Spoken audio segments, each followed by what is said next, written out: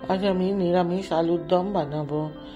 আলুর দমের জন্য আমি যে নতুন আলু উঠেছে সেই আলুগুলো সিদ্ধ করে নেবো। একটু ছোট সাইজের আলু নিতে হবে, নিয়ে একটু নুন দিয়ে সিদ্ধ করে নেবো। এটা কুকারে দেব না, কুকারে দিলেও কি ওভার কুক হয়ে যায়।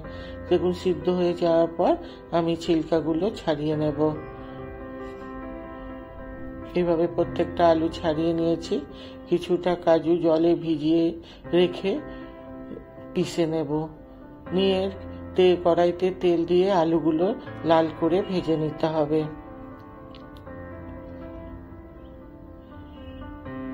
এভাবে সুন্দর করে লাল করে ভেজে নেব। এই সময় নুন হলুদ কিছুই দিতে হবে না, এইভাবে আলুগুলো ভাজবো। দেখুন সুন্দর ওপর থেকে একটা লাল আস্তরণ এসে গেছে, এইভাবে ভাজবো।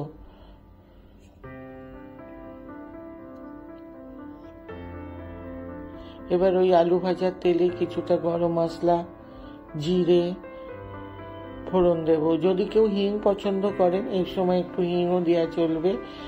নিয়ে কাশ্মীরি লঙ্কার গুঁড়ো, জিরের গুঁড়ো, ধনের গুঁড়ো, আদা বাটা দিয়ে খুব ভালো করে কষে নেব।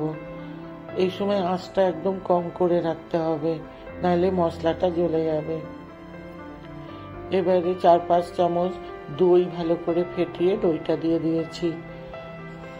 এই সময়ও কম আঁচ রাখতে হবে, না তো দইটা ফেটে যাওয়ার ভয় থাকবে।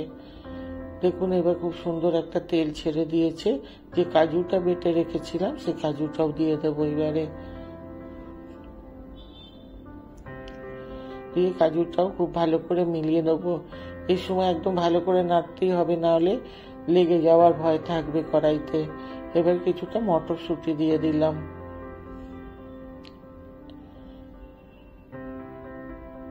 দিয়ে আন্দাজ মতো নুন দিয়ে দিলাম। নুনটা দিয়েও খুব ভালো করে মিলিয়ে নিচ্ছি। এবার একটু চিনি দেবো, কেননা দই দেওয়াও আছে আর নিরামিষ তরকারি একটু নুন চিনি দিলে ভালো লাগে। এবারে একটুখানি হলুদ দিয়ে দিলাম।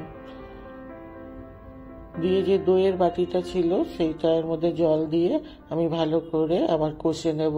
মশলা কষার সময় অল্প অল্প জল দিয়ে কষলে মশলাটা খুব সুন্দর কষা হয়। দেখুন তেল ছেড়ে দিয়েছে। এবার ভাজা আলুগুলো দিয়ে দেব, দিয়ে মশলার সাথে খুব ভালো করে মিলিয়ে নেব।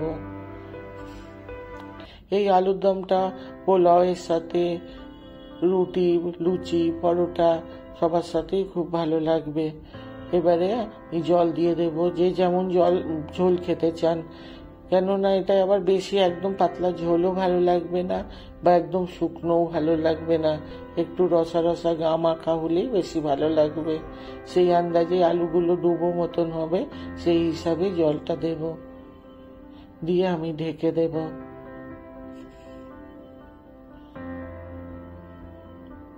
দেখুন সুন্দর ফুটে গেছে, এবং এই হিসাবে জলটা রাখতে হবে। এবার ওপর থেকে ধনেপাতা, কাঁচা লঙ্কা, একটু গরম মশলা আর ঘি দিয়ে দেবো। যে কোনো নিরামিষের তরকারিতে একটু ঘি গরম মশলা দিলে ভালো লাগে। দেখুন একটু গামাকাই হয়ে গেছে।